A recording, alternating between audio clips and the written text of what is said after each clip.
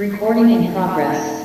Araham Biyada Jaya Sugata Amita Viraja Lalita Dulan Charana Divuva Samayamakan Sukhada Sarana Vanama Mijinan Sambuddhi Tavi Sinjarada Sinja Sasage Penjasada Sasani Namami Siya Samam Abhakavaluka Gingananda Nibuddha Jina Desadamija Sanginja Adarina Namama Namekara Nuba Vina Itva Sabi Ubadavi Aniganaya Vina Sandu Asesato Taningro Maviro Vidingro Mayasa Sengoloka Ito Dimingro Judidro Kodinyo Janamama Gomingaro Purisasabo Sumano Diro Rivedo Redivo Deno Sovido Guna Samano Nomada Sijanudamo Padumo Loka Vejono Naredo Vara Salati Padumudra Sata Saro Sumedo Eka Bugalo Sujato Sabaloga Goviada Sinara Sabo Atada Sikaruni Godamada Sidamo Nudo Sidato Samoloke Desavarada Samaro Usavarada Samuda Vipasi Januvamo Sikizavaido Sata Visavu Sukadayako Kabusando Sata Vaho Gona Gamaranajo Kasavo Siri Samano Goramo Sachavu Gavo Desa Sachena Silena Gandini Davarina Ja Devi Ami Nurakandu Alogena Sukena Ja Devi Tomi Nurakandu Alogena Sukena Ja.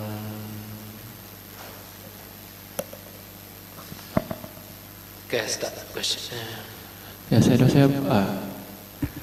want to ask a question about the Mahasatipatthana Sutta. In the, I think Samudaya Satcha, Pabang, and also in the Nirodha Satcha, there's the Cakung Loke, Rupang, Cakung Loke, Sotang Loke, Ganang Loke. So, what is the meaning in this Cakung Loke, Sotang Loke, Ganang Loke? Because how to say, this loke is written in the locative form, I said. Locative case. Yeah. So, but I don't understand like the eyes in the world like that. What's the meaning of this cakung loke like that, or sadang loke, sotang loke, ganang loke? So, chanting where? Yeah.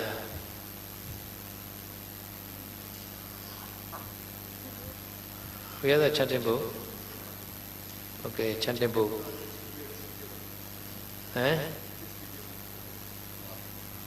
Chanting. Where the chanting book? Chanting book. Okay. Chanting book. Where the chanting book? This is daily evening chanting. Saturday evening chanting. Parida chanting.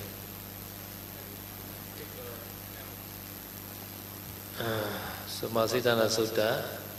No. Masitana Sutta. Samudaya Satcha. Yang after. Dhammanupasana Khanda Baba. Okay.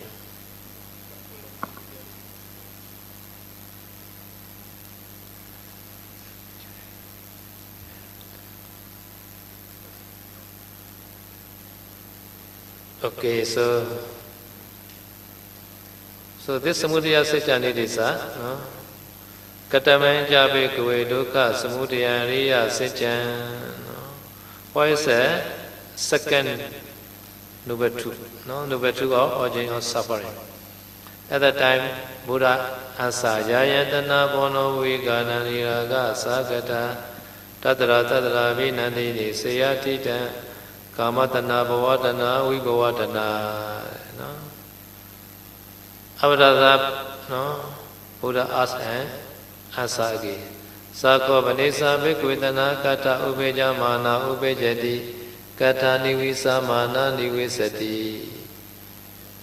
At that time, this Klavitana, Katha, this Katha also look at it. no? Kata the Lugatiki, no? Ubejamana Ubejati. Where this Tanha arise? No?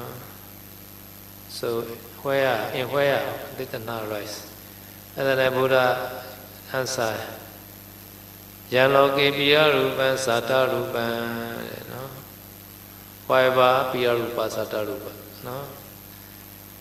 In that this does not arise. And then why is a Piya Rupa Sata Rupa, no? At that time starts there, Chakku Loke Piya Rupa Sata Rupa. In the world, the Chakku is a, I is a Piya Rupa Sata Rupa, no? This meaning.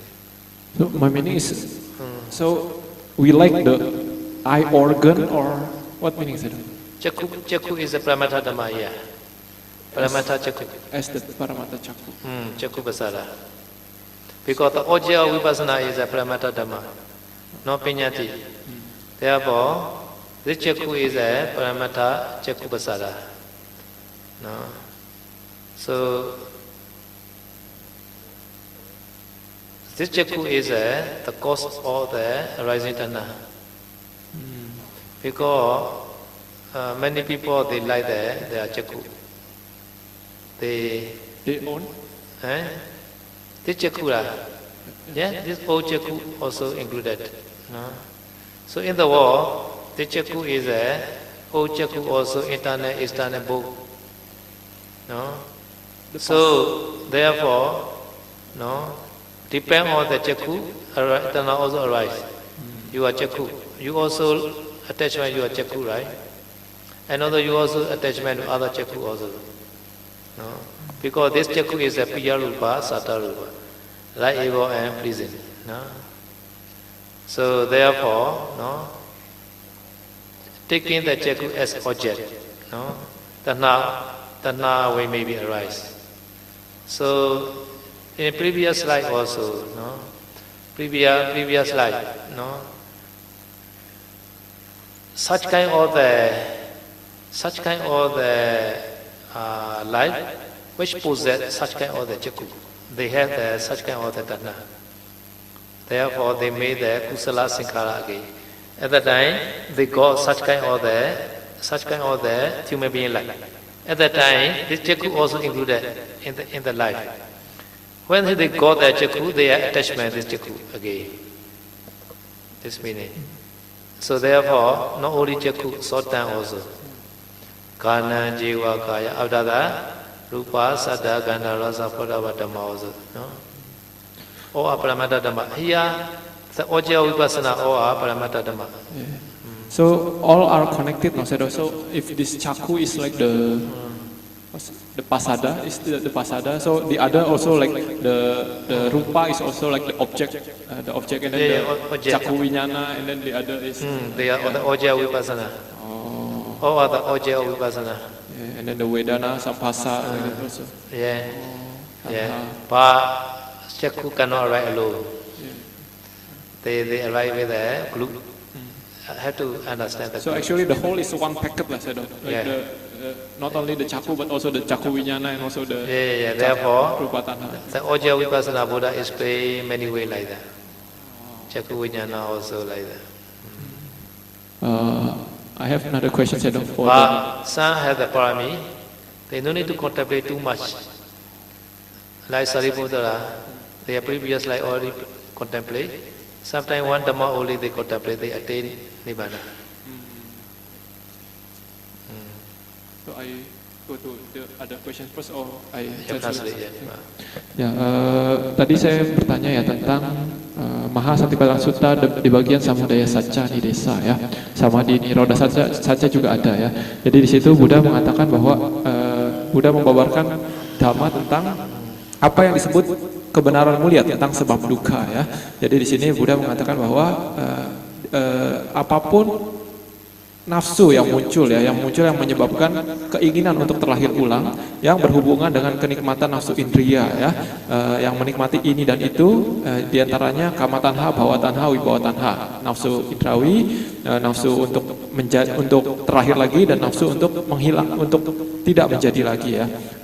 Lalu Kemudian Buddha pun menjelaskan ya, di mana para bhikkhu nafsu itu muncul ya, dan di mana nafsu itu akan berakhir.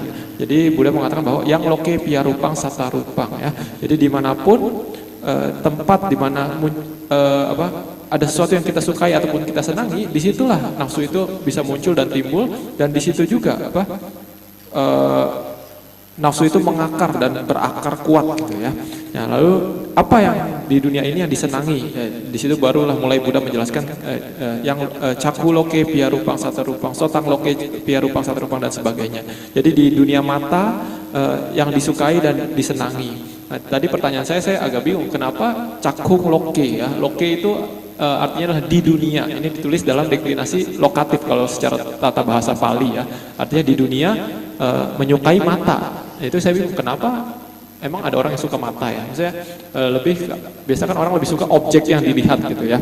Nah, tapi ternyata kata Sayadaw di sini caku di sini bukan mata secara fisiknya ya, ataupun bukan telinga secara fisiknya, ataupun lidah secara fisiknya, ataupun hidung secara fisiknya, tapi di sini lebih ke arah paramata dhamma ataupun fenomena yang sesungguhnya. Jadi di sini sebenarnya caku, gana, jiwa, sota, dan kaya ini merujuk kepada pasada ataupun landasan ya. Jadi caku itu merujuk kepada caku pasada ataupun landasan mata. Nah, jadi landasan transparansi mata ya. Jadi kita mengetahui kalau misalkan kita belajar Abhidhamma, kita tahu bahwa tanpa adanya landasan mata ini, tanpa adanya caku pasada ini, walaupun kita punya organ mata, kita tetap tidak akan bisa melihat objek ya, gitu. Karena kita tidak memiliki landasan mata ini, gitu ya. Jadi kadang sebenarnya tanpa sadar kita memiliki kemelekatan terhadap landasan mata ini. Tapi sebenarnya di bagian lain dari sutta ini ya, di bagian selanjutnya Buddha juga menjelaskan tentang rupa loke, caku winyanang loke, caku sampah soloke dan sebagainya. Jadi ini sebenarnya sedang membahas tentang bagian Abhidhamma. Mereka satu paket. Jadi ketika kita merenungkan wipasana ya terhadap misalkan mata gitu ya, kita tidak bisa hanya merenungkan caku pasadanya saja, tidak bisa merenungkan hanya landasan matanya saja. Karena sebenarnya kesadaran itu tidak bisa muncul sendiri ya. Jadi butuh ada landasannya, butuh ada objeknya, butuh ada perhatiannya dan sebagainya. Jadi di sini kadang kita melekat terhadap salah satunya, entah landasan matanya ataupun objek yang dilihat matanya, itu yang disebut sebagai rupa loke, ataupun melekat terhadap kesadaran yang muncul dari penglihatan tersebut, itu disebut caku winyanang loke ya. Lalu ataupun kita melekat terhadap sentuhan terhadap objek tersebut, itu disebut caku sampah soloke dan sebagainya, ataupun keperasaannya caku sampah saja wedana loke. Nah ini jadi ini semua harus kita renungkan dan lihat dalam meditasi wipasana ya. Jadi tidak hanya satu saja gitu ya. Jadi kadang kita memiliki kemelekatan ini tapi kita tidak sadar. Jadi intinya di dalam Mahasatipatthana Sutta ini, yang dalam Samudaya Saca ini, sebenarnya mereka itu semua satu paket ya. Jadi tidak bisa hanya merenungkan landasan matanya saja, tapi harus semuanya juga, dari kontaknya, perasaannya, kesadaran yang munculnya dan sebagainya, semua harus direnungkan. Tapi saya sudah mengatakan beberapa orang memiliki parami yang sangat bagus ya, seperti Bhante Sariputta, itu dia tidak perlu merenungkan semuanya, dia hanya merenungkan satu saja, dia sudah bisa menembus pencerahan gitu ya. Jadi tapi Buddha menjelaskan dengan detail di sutta ini ya, untuk orang secara umum ya, bukan maksudnya jadi bagi kita yang secara umum ya harus melatih secara semuanya. For the second question, for the bojang, no. Niwarana Pabang, the Niwarana Pabang have the biapada, yataca pahinasa biapada ayating anupado hoti tanca pajanati. So my meaning is this one can only be practiced by an anagami, the yataca pahinasa biapadasa ayating. Ade anagami. No, I mean before anagami cannot practice this one, I said. Or can? Yataca anupanasa biapadasa upada hoti tanca pajanati. Okay. Yataca upanasa biapadasa upana hoti. Okay, this is a temporary removing. Another is a yataja pinasa vyavadasa ayatinupado. This is anti the anagami mega. That can only be practiced after anagami or how Sayadaw? No, Putujana also can practice. Putujana can practice because Putujana have to contemplate the not only present, Atita Nagata Pechupana. Atita Nagata Pechupana. No, not only present, the past also, future also. At that time, Vipassana yogi, in the Udayabhaya Jnana time, no, Udayabhaya Jnana time, he had to discern in the future. What time the avijja will be sick without remedy. This is discerning the future. No? At that time, this Putujana is not yet attained Megaphala. Stay the Udayabhaya Jnana only. So they can discern the time avijja seek to tell you without remaining. They can discern. But not sure, can change. Sometimes this life, but sometimes can change. Can change to this life, future also possible. So future is not sure, but depend on the present cause, they can see the future life. But still can practice by even before anagami can. Yeah, Putujana. This Mahasiddhana Sutta is all Lokiya Mega, not Lokuttara Mega. All Lokiya Mega, not yet the Mega plan. Therefore, in the finally, Yogi Koji Bekwe Imecha Taro Sarivita Ne Ewamba Weya Sata Osani like that. So in the final day, it's played like that. So 7 years or 7 months or 7 days practice like that. Therefore, these all are Lokiya Mega, not Lokuttara Mega. Ya, lalu pertanyaan saya kedua adalah tentang penjelasan Buddha di Mahasatipatthana Sutta ya, di bagian Niwarana Pabang ya, di bagian tentang rintangan batin ya. Di situ saya penasaran tentang bagian rintangan batin biapada ataupun kebencian ya. Di sini sejauh pengetahuan saya biapada ataupun kebencian itu hanya berakhir ketika seseorang itu telah mencapai tingkat kesucian anagami ya. Tapi di sini kenapa di bagian ini dari Mahasatipatthana Sutta ditulis ketika penjelasan tentang bagian biapada ataupun kebencian ini, di situ ada tulisan bahwa yathaca pahinasa biapadasa ayating anupadohoti tanca pajanati ya. Ini artinya adalah semua kebencian yang telah dibuang itu tidak akan muncul lagi, dia mengetahui hal itu. Nah ya, jadi saya bingung kenapa, bagaimana mungkin seorang putujana mengetahui bahwa kebenciannya tidak akan muncul lagi, karena kan itu hanya berakhir setelah anagami gitu ya. Jadi apakah bagian ini hanya bisa dilatih oleh seorang anagami atau bagaimana gitu. Nah jadi kata saya tidak seperti itu ya, karena ini semua yang dijelaskan oleh Buddha di dalam Mahasatipatthana Sutta itu disebut sebagai Lokiya Magga, bukan Lokuttara Magga. Maksudnya apa? Maksudnya ini semua bisa dilatih oleh seorang putujana. Justru dengan melatih seperti ini, putujana itu adalah orang yang belum mencapai kesucian ya. Jadi justru dengan melatih seperti ini, barulah seseorang itu bisa mencapai kesucian gitu ya. Makanya di bagian akhir dari Mahasatipatthana Sutta, Buddha mengatakan para bhikkhu, siapapun yang melatih melatih 4 satipatthana ini, 4 landasan perhatian ini, jika dia berarti dalam selama 7 tahun, 6 tahun dan seterusnya sampai 7 hari, dia akan bisa mencapai pencerahan di kehidupan ini juga, ataupun kalau tidak dia akan menjadi seorang anagami ya. Jadi intinya di sini yang disebut bagaimana kita merenungkan kebencian itu tidak akan muncul lagi walaupun kita belum mencapai anagami adalah ini sebenarnya putujana semua harus melatih seperti ini, karena ketika berlatih vipassana nanti sampai suatu tahap di mana disebut sebagai udaya bahaya nyana ya, pengetahuan tentang muncul dan lenyapnya fenomena. Di situ kita akan dihimbau ataupun diinstruksikan untuk melihat masa depan dan masa lampau ya. Jadi ketika kita melihat masa depan, kita harus melihat kapan sih awija ataupun kebodohan batin kita itu akan berakhir di masa depan, dan kapan kita akan tidak terakhir lagi, kita harus bisa lihat di masa depan berapa kehidupan lagi ataupun berapa lama lagi kurang lebih gitu ya. Nah jadi kita harus bisa lihat, oh ternyata nanti kurang lebih di satu kehidupan lagi kebencian ini tidak akan muncul lagi gitu. Jadi kita mengetahui, oh di kehidupan itu kemungkinan kita akan mencapai anagami ataupun arahat gitu ya. Nah tapi kata Sayadaw, ketika kita belum mencapai putu jana, walaupun kita bisa melihat seperti itu biasanya tidak pasti ya, bisa berubah. Jadi kalau misalkan kita tidak melatih lagi, ya bisa lebih panjang lagi samsara kita gitu. Tapi tetap kita harus melatih seperti itu. Kita harus bisa melihat ke masa depan dan ke masa lampau dan merenungkan segala fenomena-fenomena tersebut sebagai anicca, dukkha dan anatta. Ya. Jadi intinya jawabannya adalah bagian yang ini dari Mahasatipatthana Sutta tetap bisa dan bahkan harus dilatih oleh seorang putujana ya untuk merenungkan rintangan-rintangan batin ini di masa depan itu apakah akan berakhir atau tidak dan berapa lama dan sebagainya. Kurang lebih seperti itu penjelasan saya. So why the purpose to discern the future is to cut all the attachment to the future life also one reason.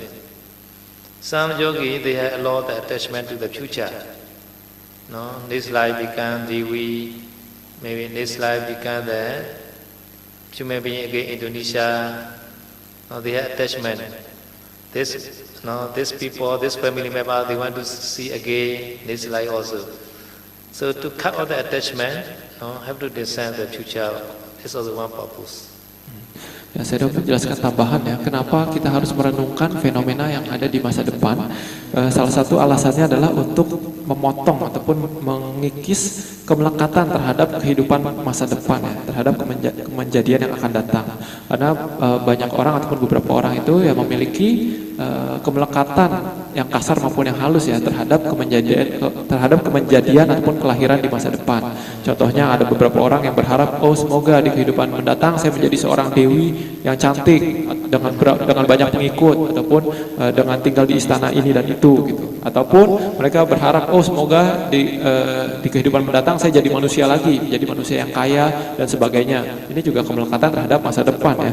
Ataupun kadang juga melekat terhadap sanak keluarga. Mereka berpikir, oh semoga di kehidupan mendatang saya bertemu lagi dengan sanak keluarga saya. Ini juga kemelekatan terhadap masa depan.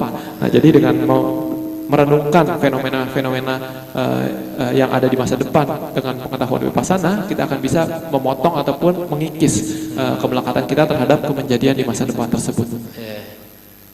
One day in our park, when the high school teacher is meditating, his wife already passed away, maybe 5 years ago, I think. He very loud to the wife. After wife passed away, he also just meditate only. He was already retired. So he reached to the park. He very good at meditation. He can discern the past and future also. No. One day he told me, one day I will meet with my wife again in the divorce.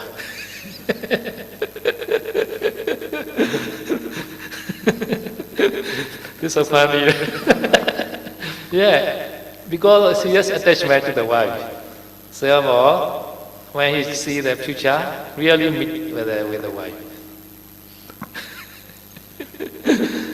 Ya, jadi saya bercerita ada kisah seorang yogi di Myanmar ya, di Paok Myanmar. Jadi yogi tersebut adalah seorang guru SMA ya. Guru SMA, jadi dia waktu itu memiliki seorang istri, tapi istrinya meninggal sekitar 5 tahun lalu gitu ya. Jadi setelah istrinya meninggal, dia pun belajar meditasi ya, yogi ini, si guru SMA ini ya. Dan dikatakan meditasinya lumayan bagus ya, jadi dia bisa masuk tahap vipassana dan dia bisa melihat masa depan dan masa lampaunya gitu ya. Dan lucunya karena dia masih memiliki kemelekatan terhadap istrinya, dia suatu hari lapor kepada Sayadaw Ukun ya. Dia lapor bahwa Sayadaw, ketika saya mencoba untuk merenungkan masa depan, melihat masa depan saya melihat di kehidupan berikutnya saya akan bertemu lagi dengan mantan istri saya tersebut. Saya akan menjadi seorang dewa dan dia akan menjadi seorang dewi. Kami akan bertemu lagi di alam dewa. Tapi ya ini dikarenakan oleh kemelekatan. But according to Saroji teaching is not only one life, not another one life, one future life. Have to discern the many future life also until the samsara stop. Ya, tapi kalau menurut ajaran Pao Sedoji ya, menurut metode yang diajarkan Pao Sedoji, tidak cukup kita hanya merenungkan ataupun mencermati satu kehidupan kita yang akan datang, tidak cukup. Jadi kita harus merenungkan semua kehidupan kita yang akan datang sampai kita menemukan kapan akhir dari samsara kita itu akan terjadi. Itu kita harus merenungkan semua fenomena itu ketika berlatih vipassana. As long as no yet reach to the final cessation, cannot stop. So one light to one light, one light to one light, have to descend until the samsara stop. So in the during the one light also many objects to contemplate anicca dukkha anatta. Because within one light, so many thought process like that. So therefore later this yogi tired. he bore the samsara. Because every light is a suffering he knows. In the future also. No? Future also suffering only. Ya, jadi ketika merenungkan ataupun melihat masa depan tidak cukup hanya melihat satu kehidupan saja gitu ya. Pokoknya selama kita melihat di masa depan itu masih ada kehidupan lagi, maka kita harus merenungkan tersebut kehidupan yang berikutnya lagi. Jadi kalau misalkan kita masih punya 100 kehidupan lagi, kita harus merenungkan segala 100 kehidupan itu. Kita harus melihat sampai kehidupan keberapa setelah kehidupan yang ini baru samsara kita itu berakhir, lingkaran kelahiran dan kematian kita itu berakhir itu kapan? Apakah 2 kehidupan lagi, 1 kehidupan lagi, ataupun 3 kehidupan lagi, atau di kehidupan ini? Ya itu kita harus lihat gitu ya. Tapi intinya selama kita masih melihat bahwa misalkan di kehidupan berikutnya, oh itu masih belum kehidupan yang terakhir, kita tidak bisa berhenti gitu. Kita harus merenungkan lagi kehidupan selanjutnya lagi sampai kehidupan yang terakhir. Nah jadi karena di dalam satu kehidupan itu banyak objek yang harus direnungkan ya, secara vipassana. Jadi ketika si yogi ini, si guru SMA ini dia terus melanjutkan perenungan vipassananya terhadap satu kehidupan ke kehidupan berikutnya, dia pun akhirnya melihat bahwa oh ternyata samsara itu begitu melelahkan, begitu menyakitkan ya, begitu penuh dengan penderitaan ya. Karena ternyata ya di setiap kehidupan itu kerjaannya begitu saja, diulang-ulang menderita lagi dan sebagainya, dan lebih banyak penderitaannya. Jadi akhirnya pun dia menjadi bosan dengan kelahiran ulang. So later the yogi understand, as long as I have attachment to my wife, my samsara never stop. Ya, lalu kemudian jadi si yogi itu akhirnya mengerti bahwa selama saya masih memiliki kemelekatan terhadap mantan istri saya ini, samsara saya, lingkaran kehidupan dan kelahiran dan kematian saya ini tidak akan pernah berhenti. So later he can cut off the attachment to the wife. At that time only he can discern the samsara stop in the one life. At that time only he can discern the Parijja Sopada, Veja, Nirodha, Sankhara Nirodha. Sankhara Nirodha, Vijnana Nirodha. Ya, jadi setelah dia berhasil karena perenungan tersebut, dia pun akhirnya berhasil meredam ataupun mengikis rasa rindunya terhadap istrinya itu, kemelekatan terhadap mantan istrinya itu, keinginan untuk kembali lagi bersama istrinya, mantan istrinya yang telah meninggal tersebut ya. Jadi setelah itu pun barulah dia bisa menemukan jumlah kehidupan masa depannya itu berkurang gitu ya, dan akhirnya dia bisa menemukan akhir dari kelahiran ulangnya itu. Dia menemukan ujungnya gitu. Karena sebelumnya tidak ketemu, karena masih ada nafsu terus tidak pernah berhenti samsaranya. Tapi karena nafsunya ini sudah mulai dipotong, mulai dikurangi, dia akhirnya menemukan ujung dari samsaranya di kehidupan keberapanya gitu. Dia bisa melihat, dan disitulah dia baru bisa melatih paticca samuppada yang urutan mundur ya. Jadi setelah awicca, kebodohan batin itu berakhir, maka sankhara pun berakhir, dan vijnana pun berakhir, dan sebagainya dan seterusnya. Dan di sini dia baru bisa melatih paticca samuppada yang urutan mundur tersebut. So therefore, ekameka jnanena avijjaya nirodhato. Ekameka jnana means rata mega. Among the 4 mega, rata mega is the highest mega. Therefore, rata mega ko ekameka. Ekameka jnanena avijjaya nirodhato. Sankhara sa nirodho hoti. No? When the rata mega, at the time avijja seek to tarry without remainder. Avijja seat, Sankhara also seat like that. No? At that time, really reach to the Pachapeka Jnana. No? Kekha Uttarana Visuddhi. No? Ya, jadi saya tadi menjelaskan satu kutipan bahasa Pali ya, yaitu agamaga nyanena awijaya nirodato sankarasa nirodhoti ya. Jadi artinya agamaga, aga itu artinya adalah yang tertinggi ya. Maga itu adalah jalan kesucian ya. Nyana artinya adalah pengetahuan ya. Jadi yang disebut dengan pengetahuan jalan tertinggi maksudnya adalah pencapaian tingkat kesucian arahat ya. Itu disebut sebagai awijaya nirodhato sankarasa nirodhoti ya. Jadi maksudnya pencapaian arahat adalah ketika awija ataupun kekotoran batin itu niroda, dia berhenti total, dia habis total, dan juga setelah itu sankhara ataupun bentukan pikiran juga akhirnya ikut berhenti total ya. Jadi ketika seorang itu mencapai bisa melihat ujung dari awijanya dia, ujung dari kebodohan batinnya dia ini, dia baru disebut dia bisa mendapatkan pacaya parigahanyana ya, mengetahui paticca samuppada secara keutuhan, secara seutuhnya gitu ya. Dan ini disebut sebagai kankha witarana wisuddhi, pemurnian mengatasi keraguan-raguan. If there is no avijja, then also automatically stop. Jadi ketika awija itu berhenti, ketika kebodohan batin itu tidak ada, maka nafsu keinginan ataupun tanha ataupun kemelekatan juga otomatis berhenti. Because tanha also right depend on this wrong knowing avijja. Karena tanha ataupun nafsu ataupun kemelekatan ini muncul juga dikarenakan pandangan yang salah ya. Ini juga termasuk dalam awija ataupun kebodohan batin. Always knowing this wife, this husband, this son, this daughter. As long as such kind of the wrong knowing, always attachment arise. As long as always attachment never escape from the samsara. Jadi selama kita masih memiliki pandangan yang salah ya, kita menganggap oh ini istri saya, ini suami saya, ini anak saya, ini barang saya, ini punya saya, ini saya dan sebagainya. Selama itu pun kita masih memiliki pandangan salah ya. Dengan pandangan salah seperti itu akan muncul kemelekatan. Ya ini istri saya, ini saya sayang yang ini, sayang yang itu, tidak suka yang ini dan sebagainya. Maka dengan seperti itu, dengan memiliki kemelekatan seperti itu, samsara kita tidak akan pernah berhenti ya. But according to the Jataka story, Buddha, the past life Jataka story, so this family member, they stay together, one life to another life, like that. No? They want to stay together. No? This wife, this husband, this daughter, this son, like that. No? Because the attachment.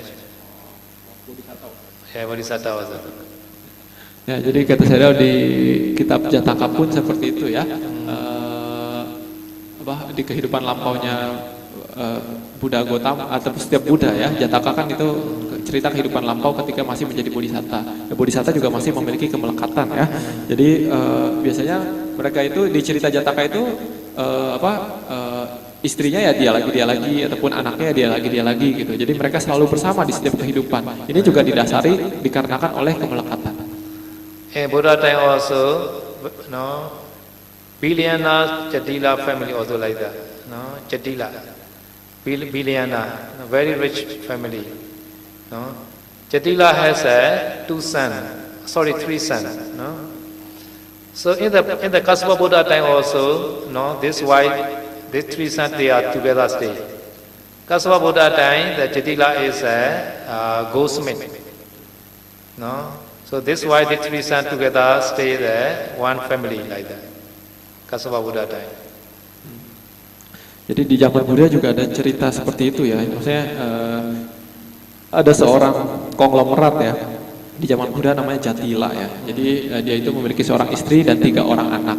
Nah, ketika di kehidupan sebelumnya ya, di zaman Buddha Kassapa, mereka juga terakhir bersama seperti itu gitu. Jadi di zaman Buddha Kassapa, si Jatila ini juga menjadi kepala keluarganya, istrinya juga istri yang sama, anaknya juga 3 itu juga gitu ya. Jadi mereka tetap bersama dikarenakan kemelekatan ini.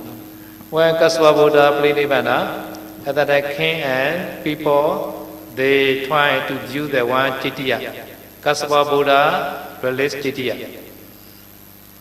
Jadi setelah pada saat itu di zaman Buddha Kassapa ya, jadi setelah Buddha Kassapa parinibbana, para rakyat dan dan raja itu ingin membuat satu cetia untuk menyimpan relik dari Buddha Kasapa.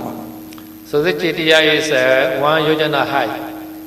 Now 1 yojana is like more than 10 kilometer. This Chetiya is a very big Chetiya. No, 1 yojana high, more than 10 kilometer high. No. Ya, jadi dikatakan mereka itu ingin membentuk suatu cetia ya yang tingginya itu 1 yojana. 1 yojana itu lebih dari 10 km. Ya, jadi sangat tinggi sekali apa cetianya itu.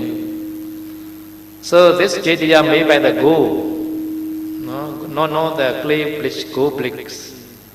Ya, jadi diceritakan bahwa keluarganya si Jatila itu yang di kehidupan di zaman Buddha Kasapa, mereka adalah seorang keluarga pandai emas ya. Nah, di sini setelah Buddha Kasapa parinibbana, mereka tuh ingin membangun cetianya itu semuanya itu dibangun dengan batu yang berlapiskan emas, bukan batu biasa ya. So king also sponsor some part. So people also sponsor some part. So people, no, they have the responsibility some part of the Chetiya. At the time, some people responsibility pass some bricks are not yet enough. They need to go more go. Ya, jadi ketika dalam membangun Chetiya tersebut, Chetiya Buddha Kasapa tersebut, raja menyumbang untuk sebagian dan rakyat itu juga menyumbang untuk sebagian gitu ya. Nah, tapi untuk yang bagian dari rakyat itu mereka tidak bisa memenuhinya, jadi mereka masih kekurangan emas untuk membangun Chetiya emas ini. At that time, one Arahant also know this not yet another goal. So at that time, this Arahant, no, visit to this goldsmith Jatila to be in our house, no, because this Jatila to be is his tiger, no. He picked up at that time. He, no, standing in front of the house, no. At that time, unluckily, husband and wife quarrel at the time. So mind not clear, husband. Ya, jadi karena rakyat itu kekurangan emas ya untuk membangun Chetiya Buddha Kasapa ini. Jadi pada saat itu dikatakan ada seorang arahat ya di zaman itu, biku arahat yang mengetahui bahwa oh ya rakyat ini kekurangan emas, dan dia tahu bahwa keluarga Jatila ini di kehidupan zaman Buddha Kasapa itu bahwa mereka bisa membantu untuk menutupi kekurangan yang dimiliki oleh rakyat ini gitu ya. Jadi si arahat ini pun berpindah patah di depan rumah Jatila ini ya, karena si Jatila ini juga adalah dayaka ataupun donatur dari biku arahat ini gitu ya. Nah, tapi sayangnya ketika biku arahat ini berdiri di depan rumahnya Jatila ini ketika untuk pindah patah untuk memberitahu tentang emas ini, si Jatila ini sedang berantem sama istrinya gitu ya. Jadi pikirannya tidak jernih. So there's a problem. Now quarrel time show no request for donation. Ya, ini jadi masalah ya. Jadi ketika orang sedang berantem itu sebaiknya kita tidak meminta apapun kepada orang tersebut. Maybe why a husband the quarrel time? Husband might not clear. And that this Arahant Bhikkhu, no, explain there about the Chetiya. Go are not enough. No, it will be very good if you can offer the go like that. And that the husband more angry. Yeah, this is a problem. Ya, jadi karena kalau orang lagi berantem atau lagi pikiran tidak jernih ya, kadang kita minta apapun, kadang dia bisa tambah marah gitu ya. Jadi di waktu itu pun seperti itu. Jadi ketika si biku arahat ini ingin menjelaskan tentang kekurangan emas untuk membangun Chetiya Buddha Kasapa ini, si Jatila ini karena dia sedang berantem sama istrinya, dia pun menjadi marah. Yeah, just angry is not so much problem, but he speak out one word. No? Put your Buddha to the water. Put your Buddha to the water. This is a very bad, serious karma. Ya, kata saya sebenarnya marah itu kalau di pikiran saja itu ya masih oke sebenarnya, maksudnya tidak terlalu parah sekali gitu. Tapi kalau marahnya itu sampai keluar ucapan itu sudah berbahaya ya. Nah, jadi dikatakan si Jatila ini di kehidupan itu dia ketika marah seperti itu dia mengucap suatu kalimat ya kepada si Arhat tersebut ketika diceritakan tentang kekurangan emas dari Jatila tersebut ya. Jadi si Jatila ini dia mengatakan, dia berucap bahwa buang aja budak kamu itu ke sungai, ke air, buang aja itu. Yeah. Real meaning is throw your Buddha to the river. This meaning. Ya, jadi maksudnya adalah nggak penting budak itu, buang aja, buang ceburin aja ke laut. And then why very surprised? Oh, why you do? You tell like that. If you angry with me, you tell me only not to Buddha. And then he remember. Oh, I wrong now. Ya, jadi ketika mendengar kata-kata tersebut ya, istrinya pun mendengar si suaminya ini berkata seperti itu. Nah, ketika istrinya mendengar kata-kata tersebut, istrinya pun kaget. Oh, kenapa suami saya berkata seperti itu? Yang tadinya marah, dia jadi sadar gitu ya. Jadi si istrinya pun berkata, kamu kalau marah sama saya, hinanya saya jangan kamu hina-hina Buddha gitu ya. Jadi ketika mendengar perkataan dari istrinya ini pun si Jatila ini pun menjadi sadar, oh iya saya salah, saya sudah mengucap sesuatu yang tidak pantas. At the time he immediately asking forgiveness to the Arahant. At the time Arahant say, you not do anything to me, you just speak out to the Buddha. Ya, jadi setelah itu pun si Jatila itu di kehidupan itu dia langsung meminta maaf kepada si Arhat tersebut ya. Nah, tapi si Arhat tersebut bilang bahwa Anda tidak melakukan kesalahan apapun terhadap saya gitu. Anda mengucapkan itu diarahkannya kepada Buddha. At that time he asked, how I should do Bande? At that time he very worried, very hot inside. Ya, jadi pada saat itu pun si Jatila ini di kehidupan itu dia menjadi khawatir ya. Iya ya, saya kan menghinanya Buddha bukan si Arhat ini. Lalu dia pun bertanya kepada si Bante itu. Lalu Bante ini gimana biar saya bisa memperbaiki kesalahan saya? Dia menjadi cemas. At that time this Arhat advice, okay, you made the 3 golden flower, no, like no golden flower. Golden flower, three pot, no? After that, you put inside the jetiya and you ask him forgiveness. No, three flower pot, golden. Shui pa kain, tu kain. Ya, jadi si Biku Arhat ini pun menganjurkan si Jatila ya di kehidupan itu. Dia bilang, oke, Kak, kamu coba deh buat rangkaian bunga emas ya. Jadi bunga yang terbuat dari emas ya, 3 pot ya. 3 pot besarnya seperti apa saya tidak tahu ya. Tapi Arhat itu mengatakan bahwa setelah jadi tiga pot bunga emas ini, kamu nanti masukkan 3 pot bunga emas ini ke dalam jetiya yang belum jadi itu, dan kamu minta maaflah kepada Buddha. At that time, this Jatila to be Goswami have to do the 3 golden pot, 3 golden flower. At the time, he requests to that, no, 3 sons, no, please help me, I'm very busy now. At the time, number 1 son, number 2 son say, oh, this you are mistake. We cannot help you, do yourself. Only youngest son only helping. Youngest son say, oh, my father duty is my duty, so I will help to the father. Ya, jadi karena dia si Jatila ini di kehidupan itu dia ingin membuat 3 pot bunga emas itu ya untuk meminta maaf kepada Buddha, dia pun agak kesulitan ya. Jadi dia meminta bantuan kepada 3 anaknya ya.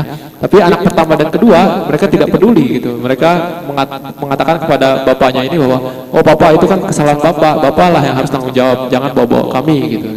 Nah, tapi hanya anak ketiga saja yang mau membantu si bapaknya ini. Si anak ketiga ini berpikir bahwa, oh, tanggung jawab bapak saya ya harus saya bantu juga. Saya bertanggung jawab untuk merawat bapak saya juga gitu. Jadi akhirnya si Jatila ini dibantu oleh anaknya yang ketiga. So only youngest son only happen. Because this offering to the jetiya, because they rich every life. No, because they offering the gold flower to the jetiya. No, they also asking forgiveness. So this mistake are not so heavy, no, not so heavy, reduce a little bit. No, but every life have to go to the river, this Jatila. No, every life he born at the time, someone throw to the river until the last life. No.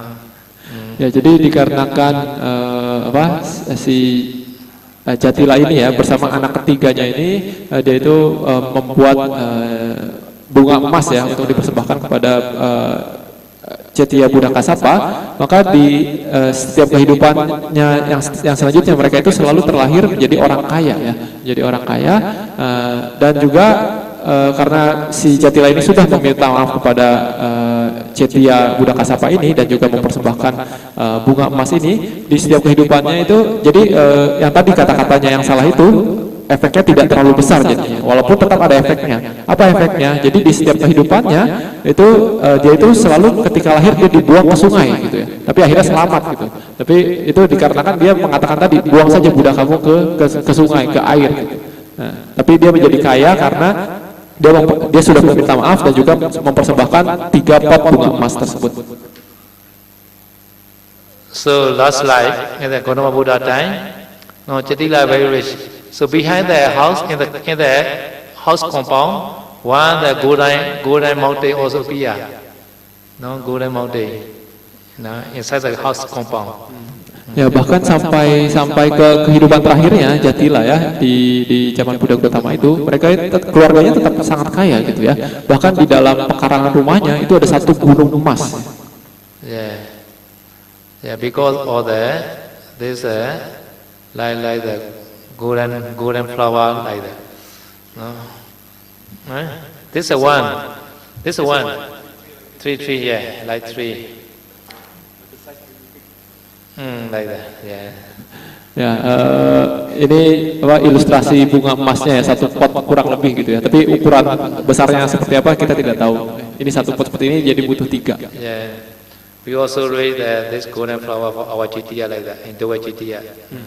Ya, Sedo bilang di Cetya Dawe ya, Pak Dawe juga Sedo ada donatur yang memasukkan bunga emas seperti ini juga di ketika ketika pembukaan Cetya kan ada barang-barang yang dimasukkan ke dalam Cetya itu sebelum ditutup, itu ada bunga emas ini juga. Yes, at that time I also require the iron to make the copy like that. At that time, one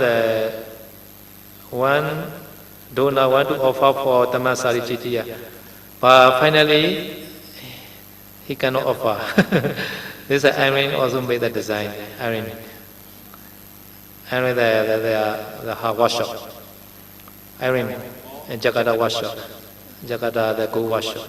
Here's the workshop. Iron. Ya, jadi karena melihat di Dawe ada yang melakukan seperti itu, waktu itu Sedo juga ketika kita buat Cetya ini ya, yang di Taman Sari, Sedo juga menganjurkan kalau ada donatur yang mau mendanakan ini juga boleh gitu ya. Jadi minta tolong sama Ci Iren untuk membuatkan desainnya gitu ya, Lalu dikatakan ada seorang donatur yang bersedia untuk berdana bunga ini gitu ya. Tapi entah kenapa pada akhirnya karena suatu alasan akhirnya tidak jadi gitu ya. Tapi itu miniaturnya ataupun desainnya itu sudah dibuat oleh Ci Iren seperti yang tadi. So we made for Dewa one this one. Already put inside in the Dewa Jitya this one. Ini yang dimasukkan ke dalam Cetya di Dawe ya, di Paok Dawe itu yang seperti ini modelnya. Okay, because this offering the golden flower, do you want to offer? So in the last life, he became very rich. No, behind the house, golden mountain appear. Ya, kata Sedo ada yang mau dana bunga seperti ini gitu ya. Sedo bercanda ya. Tapi intinya si Jatila ini karena di zaman Buddha Kasapa dia melakukan seperti itu, berdana seperti itu, sampai di kehidupan terakhirnya di pekarang rumahnya itu ada gunung emas.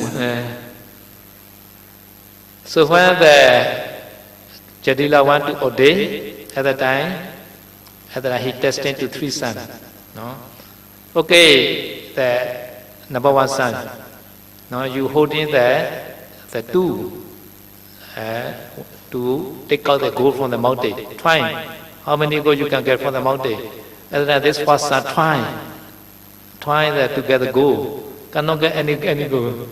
Second son also cannot get. They are very hot. They say, oh, but Papa, very hot, this golden mountain. We cannot take any gold. But younger son, his son, he very easy. Like the cake. By the spoon, take the cake, right?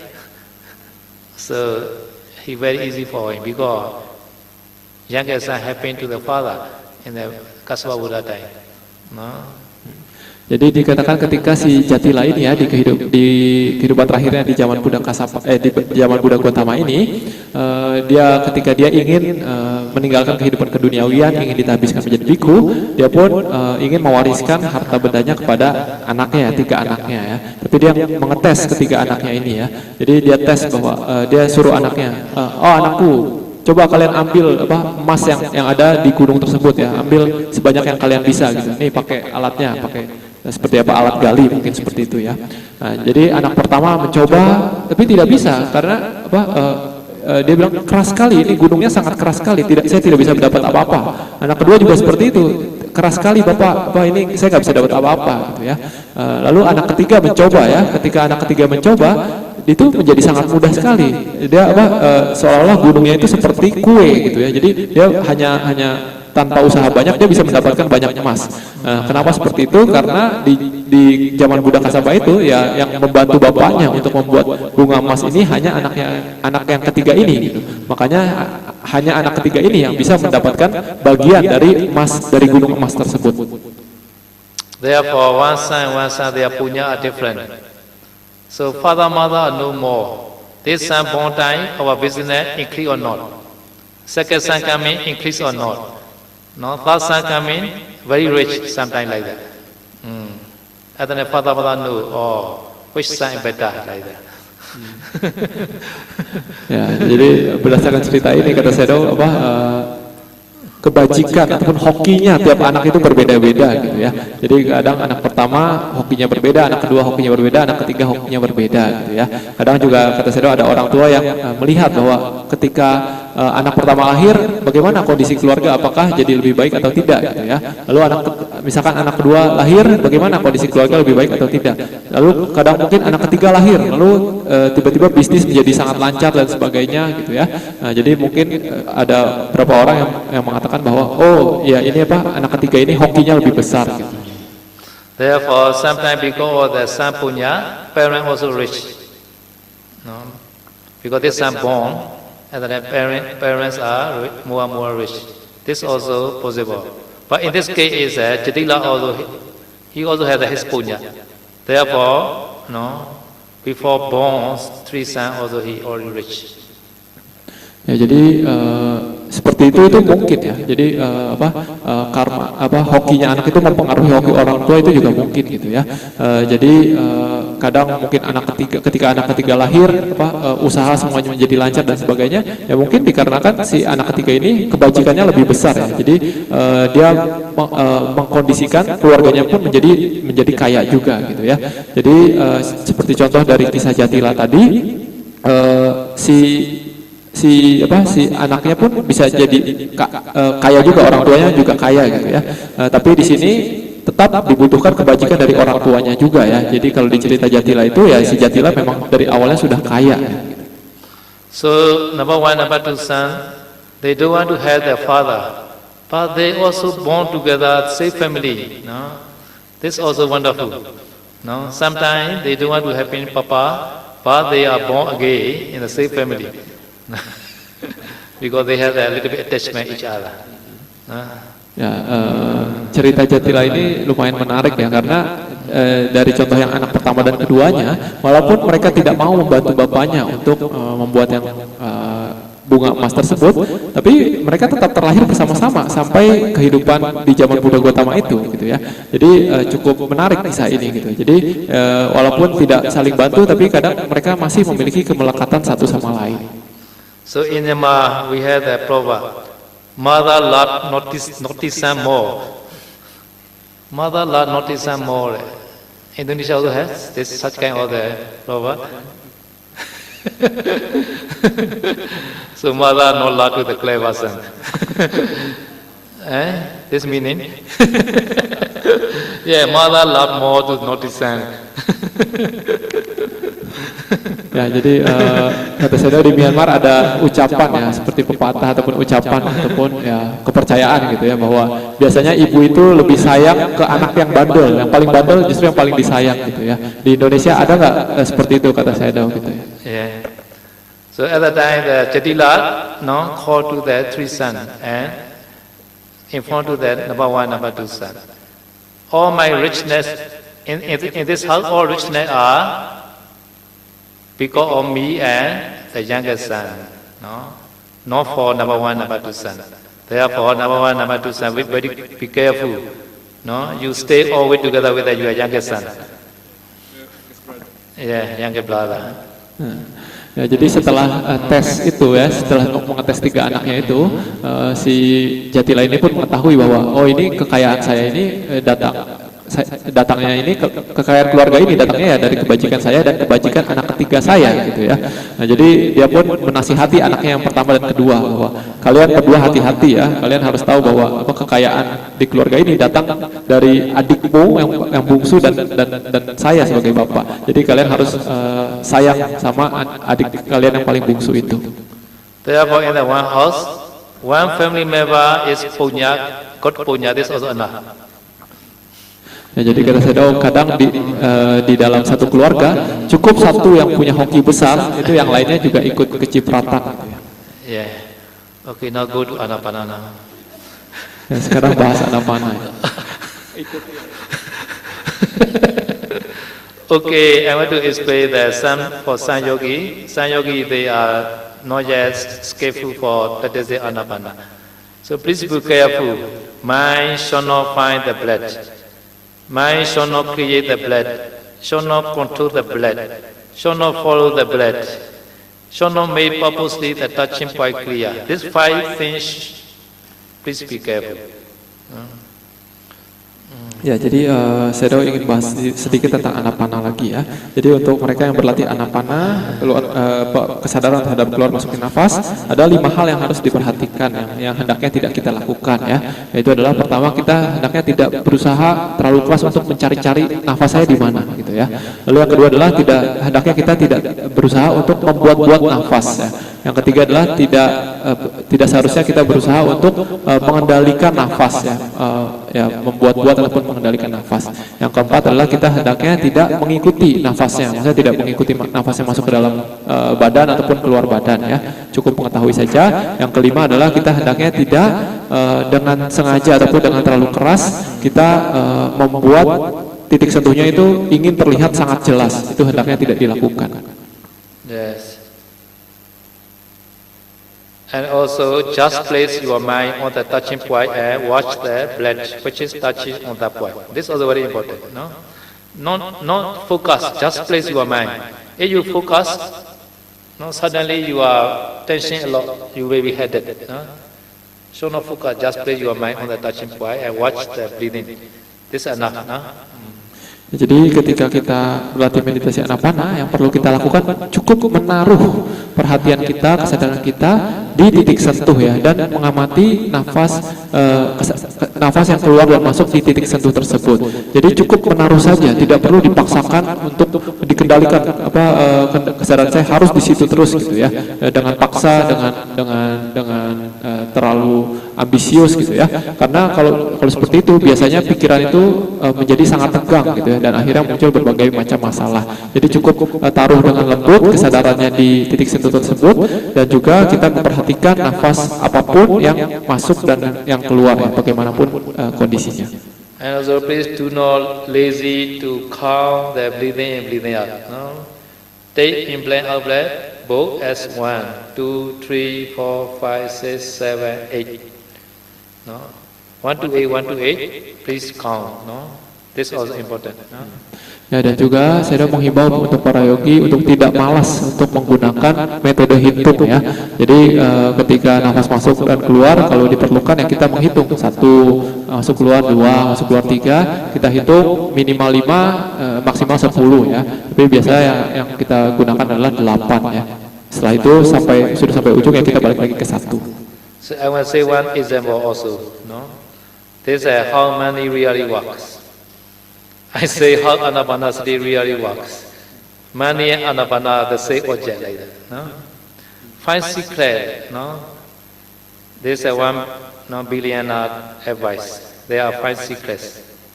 No? Thought about the money. Love money, understand money, calculate money, circulate money, multiply money. So this 5 secrets you understand, you may be rich like that. In the same way, there are the 5 secrets for Anapanasati. No? So talk about Anapanasati, love Anapanasati, understand Anapanasati meditation, circulate Anapanasati and multiply Anapanasati. At the time, how to money move, how to talk about the money. Money move to those who are not afraid, not ashamed to talk about it. No need to share to talk about money. No? At that time, money move to those people. In the same way, do not afraid to talk about the Anapana meditation. So instead of talking other topics, you talking about the Anapana. In this retreat. At the time, this Anapana Samadhi move to you. This is number 1. Ya, saya ingin juga membahas tentang ini ya, kemarin kan ada perumpamaan tentang Anapana diumpamakan sebagai uang ya. Ini juga ada perumpamaan yang lain ya. Ada 5 nasihat dari seorang konglomerat ataupun seorang kaya ya, tentang uang. Nah, itu adalah jika Anda ingin punya uang, hendaklah Anda membicarakan tentang uang, dan juga Anda harus mencintai uang. Yang ketiga, Anda harus mengerti tentang uang. Yang keempat, Anda harus memutar uang ya. Yang kelima adalah Anda harus memperbanyak uang yang Anda punya. Ini adalah tentang uang yang diberikan nasihat oleh si konglomerat tersebut. Tapi kalau di dalam Anapanasati, kata Sedo juga seperti itu ya. Di dalam perlatihan Anapanasati, kita juga bisa menggunakan nasihat tersebut, tapi bedanya apa? Jadi yang pertama, misalkan kalau kita ingin berkembang dalam meditasi, ya kita harus membicarakan tentang meditasi ya. Jadi dikatakan bahwa kalau misalkan uang itu datang kepada orang yang tidak takut membicarakan tentang uang ya. Begitu juga kalau dalam meditasi Anapanasati itu akan berkembang kepada orang yang memang selalu membicarakan tentang Anapana ini. Jadi kata saya di dalam perkataan ini, pembicaraan yang lain tidak perlu dulu ya, jangan membicarakan yang lain, cukup membicarakan objek meditasi Anda saja. Dan dengan begitu meditasi Anda akan bisa berkembang. Number 2 is love money. Money move to those who love it the most. Money is a lovely thing. So in the same way, love to the Anapana meditation, like your girlfriend, like your boyfriend. Always remember Anapana meditation, this meaning. Please love to the meditation project. Lalu yang nasihat kedua dari si pebisnis ini adalah jika Anda ingin punya uang, maka Anda harus mencintai uang ya. Jadi begitu juga kalau menurut saya, kalau Anda ingin memiliki meditasi Anapana yang berhasil, Anda harus mencintai meditasi Anapanasati ini ya. Layaknya seperti Anda mencintai pacar Anda ataupun suami Anda ataupun istri Anda ya. Jadi kita terus mengingat-ingat meditasi Anapana ini. Number 3 is understand money. Some people say Chinese people always calculate money. You know the calculator, Chinese calculator. So wrong. They always like that. We call that. We call that so they understand the money.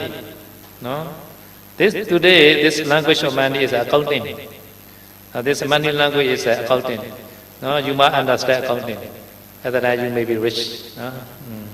In the same way, you must understand the instruction of the Anapana. No?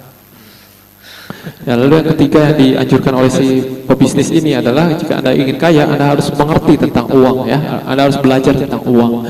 Nah, jadi begitu juga kalau Anda ingin belajar tentang meditasi, anapana, ya Anda harus belajar juga bagaimana cara berlatih anapana yang benar, ya. Jadi saya udah bilang bahwa biasanya orang Chinese itu mereka suka tuh ngitung-ngitung uang gitu, ya. Itu uang bahkan kadang pakai sempoa atau apa sih? Sempoa itu, ya. Mereka hitungnya sangat cepat seperti itu. Ataupun di sini si konglomerat itu mengatakan bahwa bahasa uang itu adalah bahasa akunting, ya. Jadi harus mengerti kita bahasa uang. Tapi kalau di dalam anapana, ya kita harus mengerti bahasa anapana, ya. Apa yang harus dilakukan ketika anapana, yang tidak harus dilakukan dan sebagainya. Number 4 is the circulate the money. No? In Chinese, what is called Chuanchan. So Chinese people never keep the money. No, they always flow the money. No, one place to one place, circulate always like that. More circulate, more money coming like that. No. So in the same way, no, the rich people they always circulate the money. No, they not just to hold, no, not just to keep it, no, and also not spend it, not too much. Just circulate, more circulate, more money coming like that. In the same way, you also circulate your anapana, no, 1 to 8, one wrong.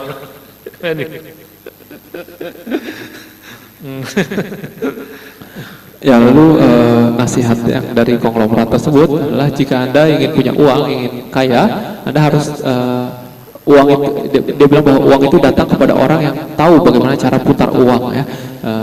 Dalam bahasa Mandarin itu cuan cien, ya. Nyari cuan lah gitu, ya. Nah, jadi harus tahu bagaimana caranya memutar uang. Jangan hanya kita simpan saja uangnya, tapi bagaimana kita tahu bagaimana cara diputar biar tidak ngendap gitu, ya, uangnya. Jadi begitu juga kata saya, kalau misalkan kita dalam meditasi anapana, kita juga harus tahu bagaimana memutar nafas. Maksudnya memutar nafas adalah kita hitung 1 sampai 8, misalkan itu 1 putaran, ya. Lalu kita hitung lagi dari 1 sampai 8 lagi, itu 2 putaran, 3 putaran, 4 putaran. Terus semakin banyak putaran yang bisa kita amati nafas kita dengan tanpa pikiran mengembara, itu maka meditasi anapana kita akan bisa meningkat. Number 5 is multiply money. No?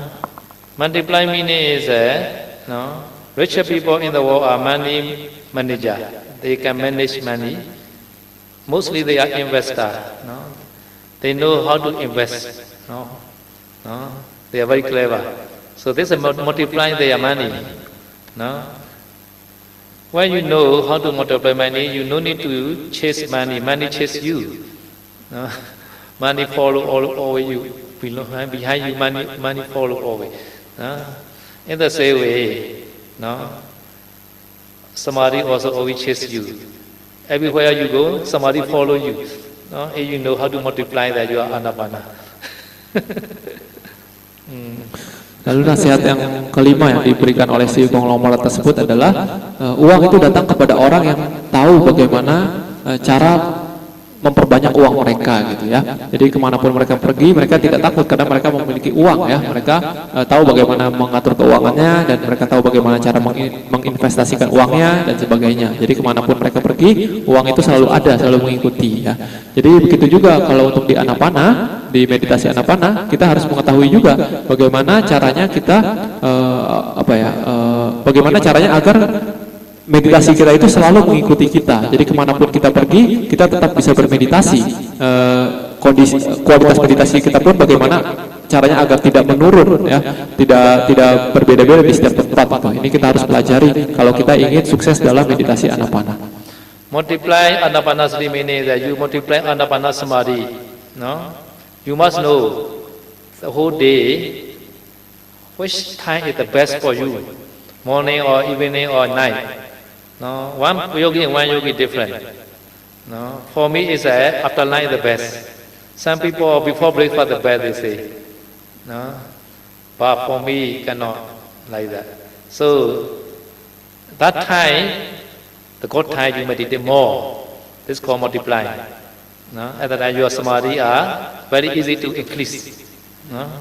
Ya, ataupun maksud lain dari kita memperbanyak meditasi anapana kita adalah kita mengetahui juga bahwa di momen mana, di waktu kapan meditasi kita itu bagus gitu ya. Atas saya ini masing-masing yogi itu berbeda-beda. Ada yogi yang merasa bahwa sesi pagi ya, sesi subuh itu mereka biasanya meditasinya bagus.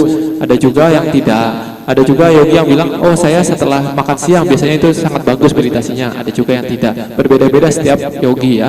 Tapi ketika kita intinya setelah kita mengetahui waktu yang mana yang biasanya paling bagus buat kita, nah di waktu tersebut kita mengerahkan usaha lebih banyak ya. Kita duduk lebih lama, kita berusaha lebih baik di jam-jam tersebut. Ini disebut sebagai mengembangkan ataupun memperbanyak anapanasati kita ini. Every sastra had their secrets. No, so we remember the 5 secrets. Ya, jadi saya udah bilang bahwa semua yang sukses itu pasti ada polanya, ada rahasianya ya. Jadi kita harus mengetahui, belajar 5 rahasia ini, 5 cara ini, 5 pola ini agar anapana kita sukses. Okay, tomorrow continue.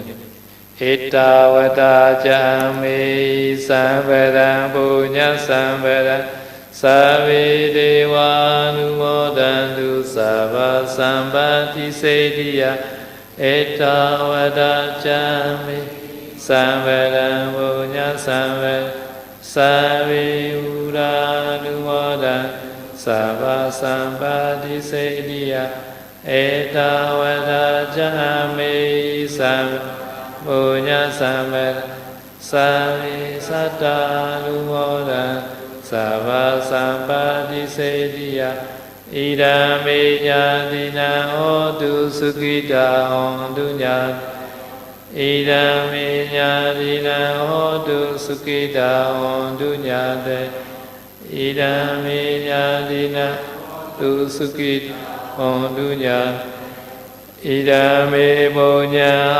asawakaya wa hotu Idame punya nivana savacayotu Mama punya vaga savasatana bhajemi Te save me sama punya vaga lavandu sa sadhu